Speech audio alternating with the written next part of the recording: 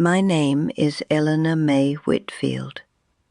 I am 96 years old, and the doctor told me last Tuesday I have maybe 6 weeks left in this body.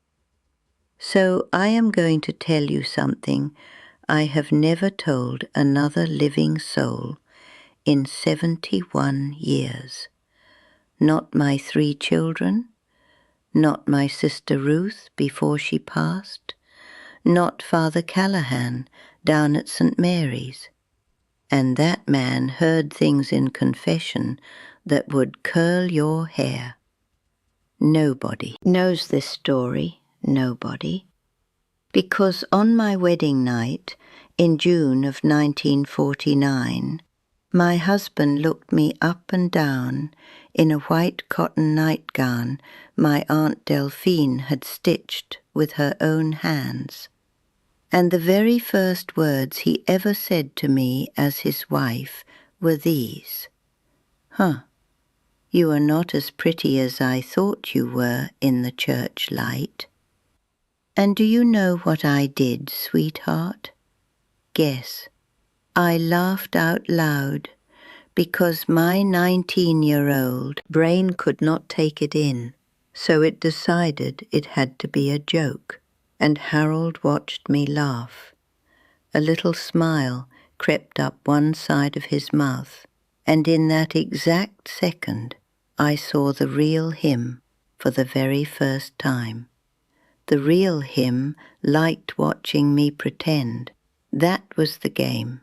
That was always going to be the game. And it cost me 47 years of my one life. A man with the kindest brown eyes God ever made, and a question so heavy I still cannot answer it on my deathbed. But I am getting ahead of myself, because the worst part of this story is not the wedding night.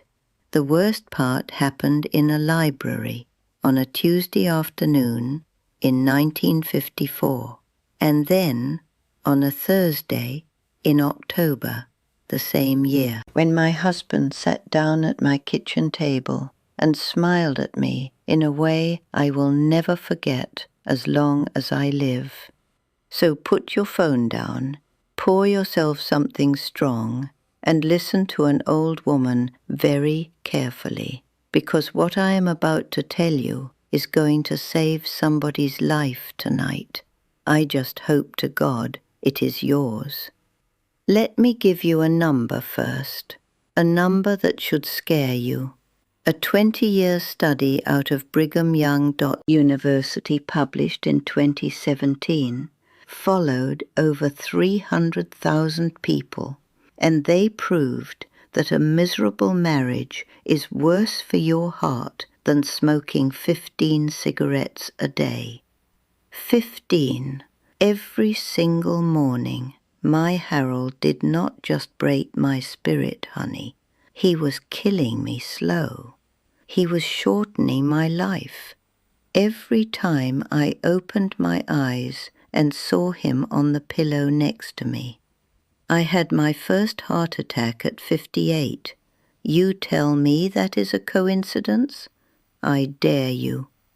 And here is another one they never taught you in school. Until 1974, a married woman in America could not get a credit card in her own name without her husband signing for her. I was 45 years old the first time my own country treated me like a whole person. 45 by then, I had already raised 3 babies. I had buried a 4th. I had cooked somewhere around 8,000 dinners, and I still could not walk into a Sears in downtown Asheville and open a charge account without Harold's name on the line. So when people ask me why women of my generation stayed with monsters, that is the answer. We did not stay because we were weak. We stayed because they had rigged the whole board against us standing up. The first time Harold hit me was the fall of 1951. I had burned a pot roast. That was the crime. My baby Margaret had been running a fever of 103 all day. I was upstairs with a cold washcloth on her tiny forehead. I forgot about the oven. Harold came home. He smelled the smoke. He walked up those stairs real calm, past the crib where his sick daughter was crying, and he slapped me across the face so hard my left ear rang for 2 days straight. Then he went back downstairs. He ate the burnt roast, and with his mouth still full, he called up to me, "Don't let it happen again, Ellie." But the slaps were not the worst part. Hear me on that. The silences were. Harold could go 11 days without saying a single word to me. 11 days. I counted once. I scratched little tally marks on the back of a shopping list. We would sit across the dinner table, and he would look right through me, like I was a water stain on the wallpaper he kept meaning to paint over. I used to beg that man to yell at me. I am not proud of it, but I am 96 years old, and I am done lying. Because yelling would have meant I still existed in his head.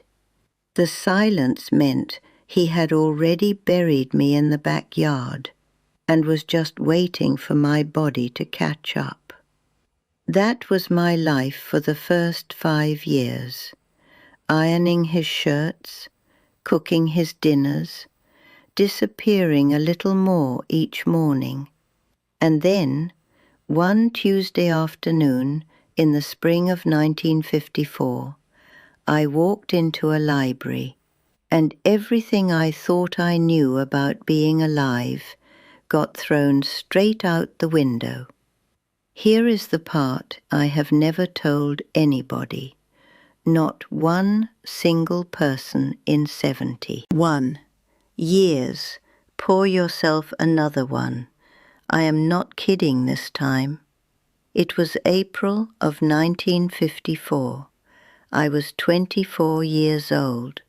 I had little Margaret on my hip and her brother Daniel in my belly, and I was standing in the public library on 4th Street, returning a book.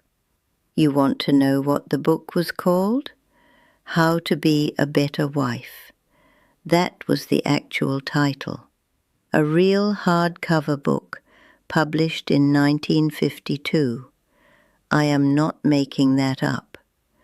I had checked it out 3 weeks earlier because I thought maybe the problem was me, maybe. If I learned the right tricks, Harold would love me the way he did in the 8 months before he put that ring on my finger.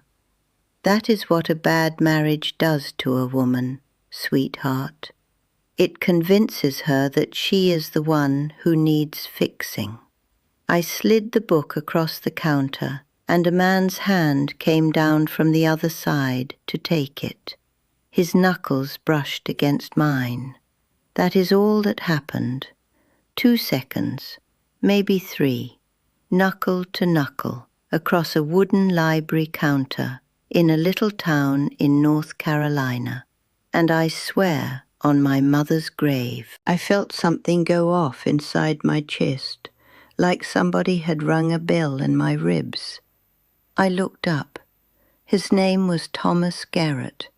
He was a Korean War veteran, 31 years old. He had a limp on his left side from a piece of shrapnel at Chosin Reservoir, and he had the kindest pair of brown eyes I think God ever bothered to stitch into a human face. He looked at me, I looked at him, and he said real quiet, so the librarian would not shush us, "Ma'am, "Did you like the book?"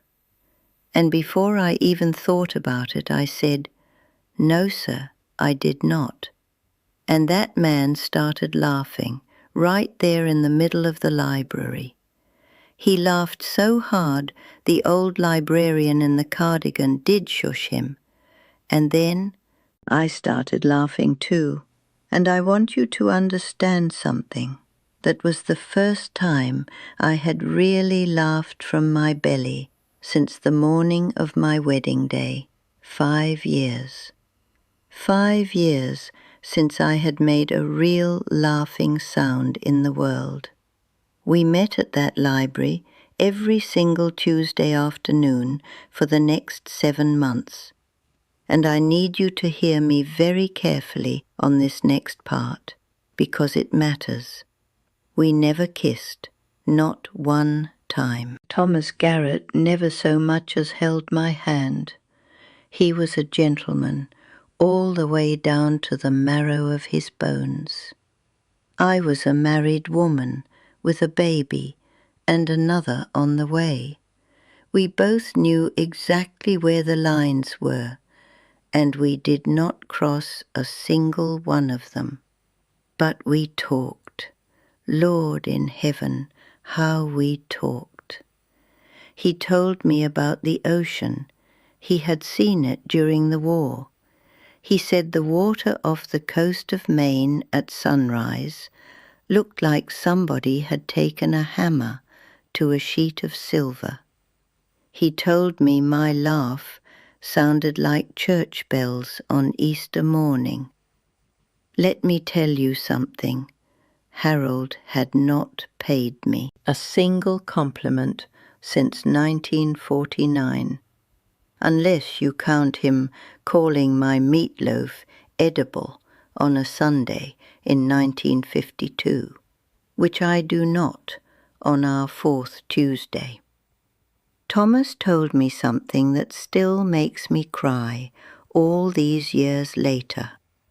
He told me he had seen me through the library window one day, the year before. Just once, I had been walking past, pushing a stroller, and he had been coming back to that library every single Tuesday for a whole year. Since then, hoping I would walk in the door. A whole year, that man showed up to a building he did not need to be at every single week for 52 weeks, on the off chance a stranger he had glimpsed through a window might wander in again. Nobody has ever wanted me like that. Not before, not since, not in 96 years of walking this earth. But I have to tell you, the whole time Thomas and I were meeting on Tuesdays, I had this feeling in my stomach that somebody was watching us. A woman at the end of the stacks who always seemed to be there. I told myself I was being paranoid. I told myself nobody cared what a housewife did at the library. I was wrong about that. I was very, very wrong. It was October 14th, 1954, a Thursday. I will never forget the date as long as there is breath in my body. The leaves were on fire red outside my kitchen window. I was at the stove stirring a pot of beef stew for dinner. Margaret was drawing on the linoleum with a crayon. Daniel was asleep in his bassinet in the corner. Harold came home early from the hardware store, and he did something he had not done in 5 years of marriage. He came up behind me at the stove, and he kissed the top of my head. I went cold all the way down to my fingertips, because Harold did not kiss me.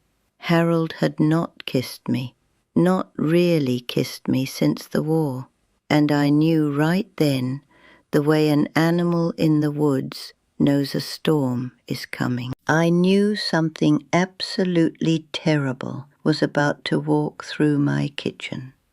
He sat down at the table. He asked me for a cup of coffee.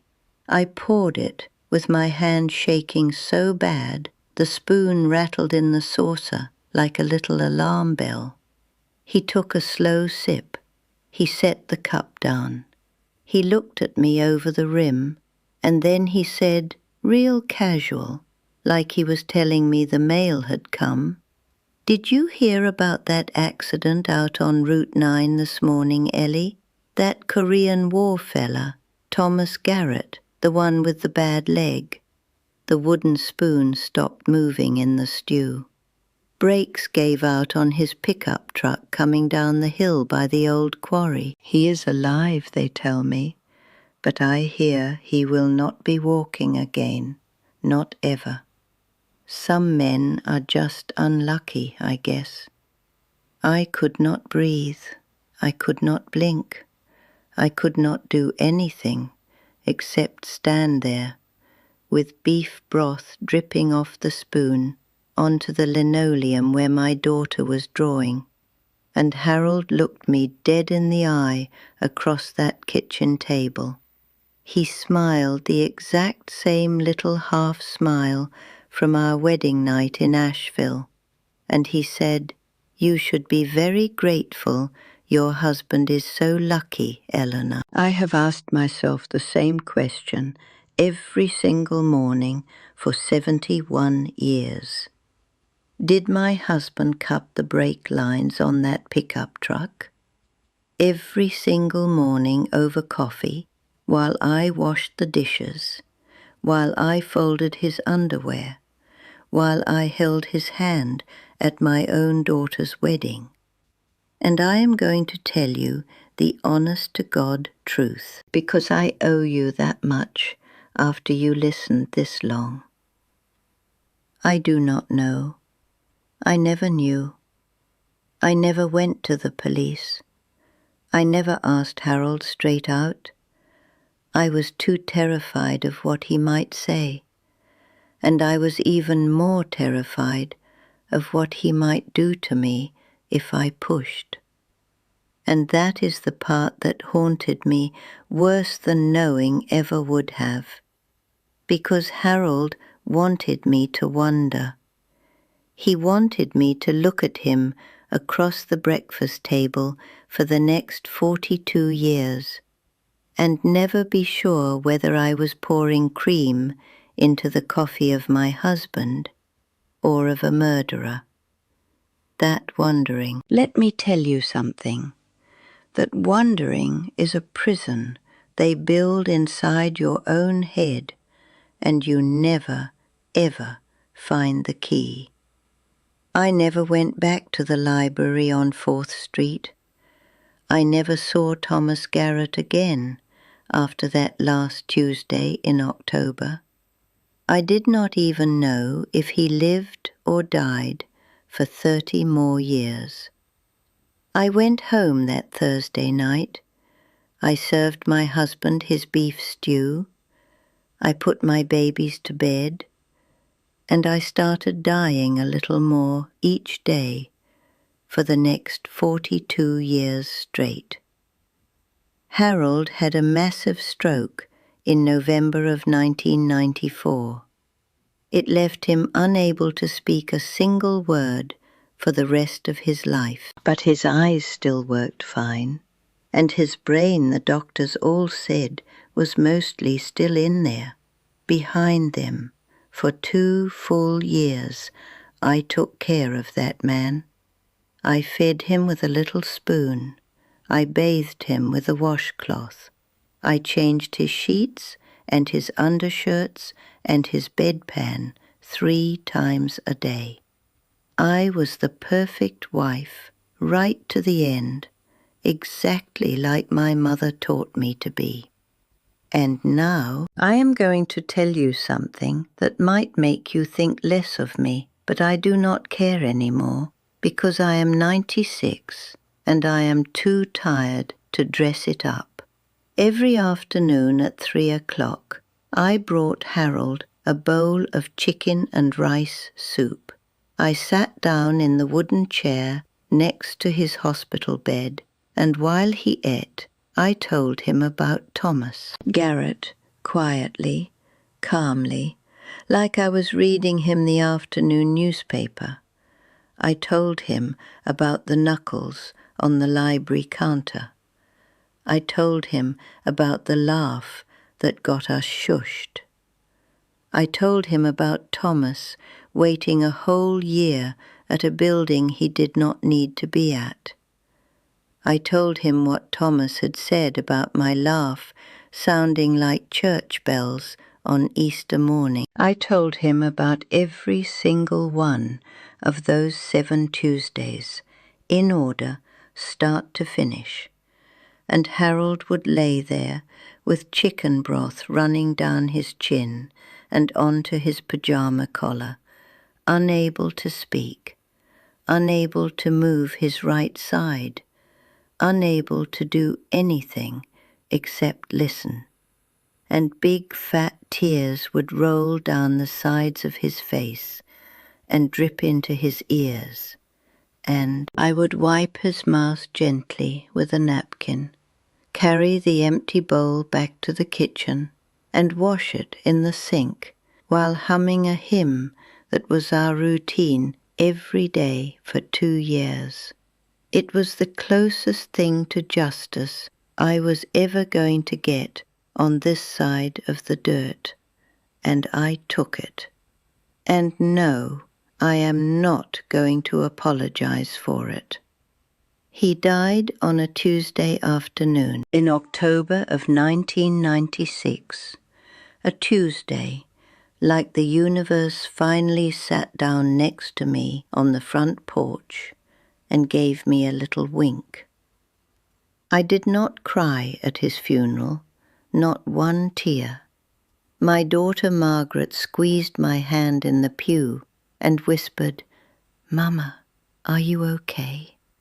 And I told her, honey, I did all my crying between 1949 and 1994. There is none left in me for today. But the story is not over yet, because 15 years later, a letter showed up in my mailbox that broke me wide open all over again. It was the spring of 2011. I was 81 years old. I had made my peace with everything, or at least I thought I had. And then one Tuesday, the mail carrier put an envelope in my box with a return address from a little town on the coast of Maine. The letter was from a woman named Ruth Garrett Thomas's niece. She wrote that her Uncle Tom had passed away peacefully in 2009 in a little blue house right on the water. He had lived there alone for the last 40 years of his life, wheelchair and all. She had been going through his belongings for the estate, and she had found something in his Bible on the nightstand that she believed belonged to me. I opened the envelope with trembling hands at the kitchen sink. Inside was a pressed daisy, a single flat yellowed daisy, the color of old paper. I had picked that daisy out of my own front garden and given it to Thomas Garrett on our very last Tuesday together at the library in October of 1954, right before everything in my life fell apart. He had pressed it between the pages of the Book of Psalms, and he had kept it on his nightstand for 55 years. 55 years. Ruth wrote that her uncle never married. He had turned down 2 women who wanted him. She wrote that he used to tell her about a lady he met at a library one time in North Carolina, and how that lady was the reason he still believed there was any good left in the world. I held that flat little daisy in my kitchen, and I sank all the way down onto the linoleum, and I cried in a way I had never cried in my entire life. Not for Harold, not even for Thomas. I cried for that 19-year-old girl in the white cotton nightgown with the forget-me-nots on the collar, the one who laughed when her new husband called her ugly, because I finally understood what had been stolen from her in that hotel room in Asheville. A whole life, a real one. I am almost done. Stay with me just a little longer, because this is the only piece of advice I have left to give anybody on this earth, and I do not have time to waste on pretty words. Do not marry somebody who goes quiet on you as a weapon. Do not marry somebody who smiles when he tells you bad news. Do not marry somebody who makes your shoulders climb up to your ears when you hear the car pull into the driveway at night. That feeling right there in your shoulders, in your stomach, that is your body trying to save your life. Your body knows things your heart is too polite to admit out loud. Listen to your shoulders. Listen to your stomach. Listen to the way you start breathing again the second they walk out of the room. And here is one more number for you, because I promised you the truth. A Harvard study published in 2023 followed thousands of couples and found that people stuck in unhappy marriages are 62% more likely to develop serious chronic illness before the age of 60. 62%. The wrong person is not just making you sad, sweetheart. They are killing you slow, in a way that will not show up on any autopsy report. But I am telling you, as a woman who lived 96 years watching it happen to her own body, it is as real as rain on a tin roof. Do not stay because your mother told you to. Do not stay because the neighbors will talk about you at church. Do not stay because you are scared of being alone. Because I swear to you right now, on every single one of my 96 years, being alone is a cathedral compared to being lonely next to the wrong person. Being lonely inside your own marriage is the coldest room in the whole wide world. And once you move into that room, honey, the door gets awful heavy to push back open. I am going to stop rocking now and close my eyes for a little bit. I am very tired, but before I go, promise me one thing only. Promise me you will hold out for somebody who looks at you the way Thomas Garrett looked at me across a library counter for 2 seconds in April of 1954. Somebody who would wait a whole year at a building he does not need to be at, just on the chance you might walk past the window. Somebody who keeps a pressed daisy of yours in his Bible for 55 years. Somebody who makes you feel like the sun came up twice the day they met you. And if you are already married to your Harold, hear me now, because this is the most important thing I am going to say. It is not too late. I am 96 years old, and I am telling you straight to your face, it is not too late. You can walk out.